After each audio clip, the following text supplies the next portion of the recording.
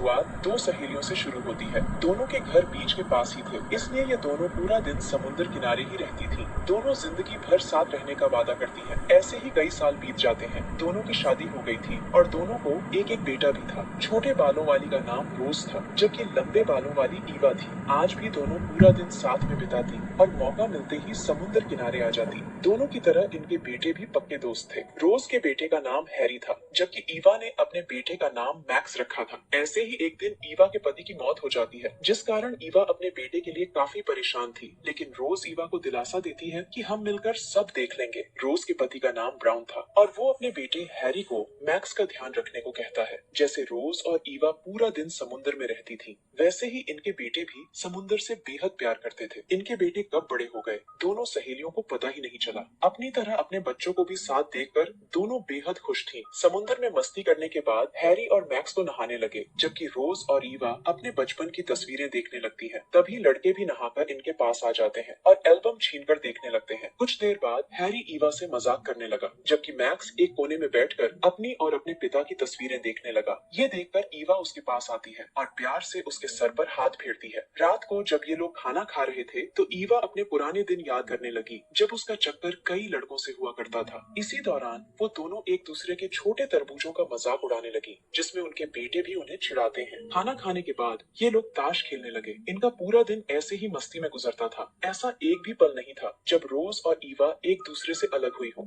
जल्दी ही रोज का पति ब्राउन कॉलेज से घर आ जाता है और वो रोज को चूम कर कहता है कि मैं तुम्हें एक बात बताना चाहता हूँ। ये सुनकर ईवा अपने घर जाने लगती है, लेकिन मैक्स रोज के घर पर ही रुकने वाला था, क्योंकि उसे हैरी के साथ मूवी देखनी थी। उसके जाने के बाद ब्राउन रोज को बताता है कि मुझे सिडनी की सबसे बड़ी यूनिवर्सिटी में प्रोफेसर की नौकरी मिल गई है। ये सुनकर रोज बेहद खुश हो गई, लेकिन जब ब्राउन सिडनी शिफ्ट होने की बात करता है तो वो उदास हो जाती है, क्योंकि उसके लिए इस जगह को छोड़कर जा पाना आसान नहीं था। देर रात को जब रोज पानी लेने किचन में आती है तो उसकी नजर मैक्स पर पड़ती है, जो पढ़ते पढ़ते सो गया था। रोज उसके पास आकर किताब उठाती है, जिस कारण मैक्स की नींद खुल गई और वो ध्यान से रोज को देखने लगा। रोज पूछती है कि क्या तुम्हें कुछ चाहिए। मैक्स मना करता है, जिसके बाद रोज लाइट बंद कर चली जाती है। ईवा एक ऑफिस में काम करती थी, जबकि रोज की खुद की आर्ट गैलरी थी। कॉलेज के बाद ब्राउन रोज को अपने साथ चलने के लिए मनाने लगा, लेकिन रोज उससे थोड़ा सा वक्त मांगती है। ब्राउन कहता है कि कहीं तुम ईवा की वजह से तो मना नहीं कर रही। असल में उसे लगने लगा था कि रोज का ईवा के साथ चक्कर चल रहा है, इसलिए वो उसके साथ सिडनी जाने से मना कर रही है। रोज ब्राउन को चूमते हुए कहती है कि ऐसी कोई बात नहीं है। कुछ दिनों बाद ब्राउन पहले हैरी से अलविदा लेता है और फिर रोज को अपना ध्यान रखने को कहकर सिडनी के लिए निकल जाता है। अब रोज जब भी अकेली होती तो वो बीच पर आ जाती। ऐसे ही एक दिन मैक्स भी उसके पास आ जाता है और दोनों एक दूसरे से बातें करने लगते हैं। रोज धूप सेकने लगती है, जबकि मैक्स उसे अलग ही नजरों से देखने लगता है और इस बात का अंदाजा रोज को भी लग गया था, जिसके बाद वो भी उसे प्यार भरी नजरों से देखने लगती है। शाम को चारों मिलकर रोज के घर खाना खा रहे थे। खाने के बाद ईवा और हैरी डांस करने लगे, जबकि रोज और मैक्स उन्हें देख रहे थे। इसी बीच एक बार फिर दोनों की आंखें चार होने लगी, लेकिन वो जल्दी ही खुद का ध्यान कहीं और लगा लेते हैं। आज रात भी मैक्स रोज के घर पर ही रुकने वाला था, क्योंकि हैरी ने कुछ ज्यादा ही दारू पी ली थी और मैक्स उसे संभाल रहा था। हैरी सोने के लिए अपने नीचे वाले कमरे में चला गया था, जबकि मैक्स का कमरा किचन के पास ही था। रात को जब रोज अपना काम खत्म कर पानी पीने जाती है तो मैक्स वहाँ आ जाता है। रोज पूछती है कि तुम्हें क्या चाहिए। मैक्स कुछ बोलता नहीं, बल्कि चुपचाप आगे बढ़कर उसे चूमने लग जाता है। रोज भी खुद को रोक नहीं पाती और वो उसका साथ देने लगती है।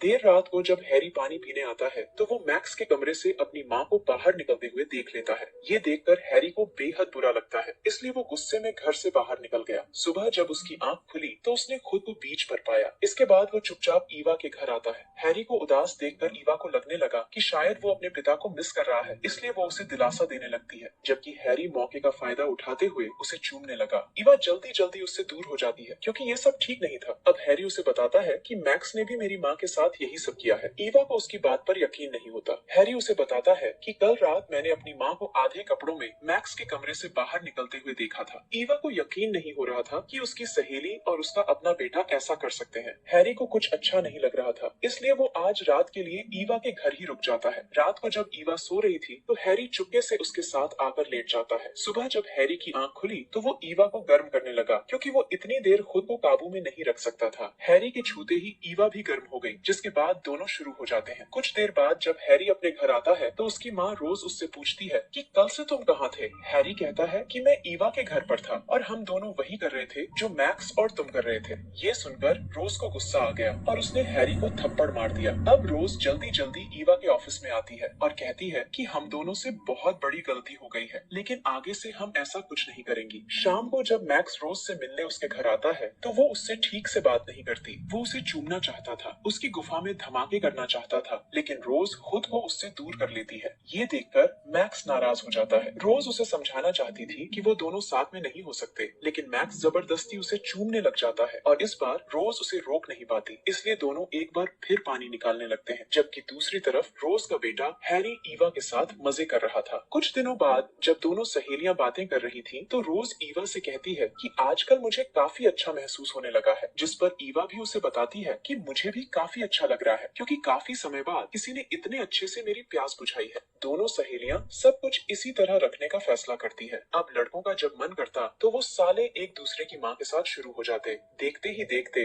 2 साल बीत गए। मैक्स अपनी माँ के साथ काम करने लगा था, जबकि हैरी को उसके पिता ब्राउन ने अपने पास सिडनी बुला लिया था। सिडनी में हैरी की मुलाकात लिविया नाम की लड़की से होती है, जो उसी की उम्र की थी। हैरी ईवा को रोज फोन पर सब कुछ बताता, लेकिन वो कभी भी उसे लिविया के बारे में कुछ नहीं बताता। 1 साल बाद हैरी सिडनी से वापस आ जाता है। पहले की तरह आज भी सभी लोग रोज के घर खाना खा रहे थे। इसी दौरान हैरी को एक फोन आता है और वो बाहर चला जाता है। वो जिस तरह बात कर रहा था वो चीज ईवा को खटकने लगी थी। कुछ दिनों बाद जब रोज आर्ट गैलरी से घर आती है तो उसकी नजर अपने पति ब्राउन पर पड़ती है, जो सिडनी से वापस आ गया था। ब्राउन अपने साथ लिविया को भी लेकर आया था और वो उसकी मुलाकात रोज से करवाता है। शाम को हैरी के जन्मदिन की पार्टी चल रही थी, जिसमें ईवा और मैक्स भी आते हैं। हैरी लिविया के साथ डांस कर रहा था और ये देखकर ईवा उदास हो गई। वो समझ गई थी कि हैरी का लिविया के साथ चक्कर चल रहा है। अगले दिन दोनों सहेलियां ये सब खत्म करने का फैसला करती है, क्योंकि एक तो हैरी ने ईवा को धोखा दिया था और दूसरा लड़कों की शादी की उम्र भी हो गई थी और वो अपने मजे के लिए उनकी जिंदगी खराब नहीं करना चाहती थी। रोज मैक्स को समझाती है कि हम दोनों का कोई फ्यूचर नहीं है, इसलिए तुम्हें भी हैरी की तरह अपनी उम्र की लड़की ढूंढ लेनी चाहिए। मैक्स को उसकी बात से दुख तो होता है, लेकिन वो चाहकर भी कुछ नहीं कर सकता था। कुछ महीनों बाद हैरी की शादी लिविया से हो जाती है, जबकि मैक्स ने भी अपने लिए सोफी नाम की लड़की ढूंढ ली थी। देखते ही देखते कई साल बीत गए।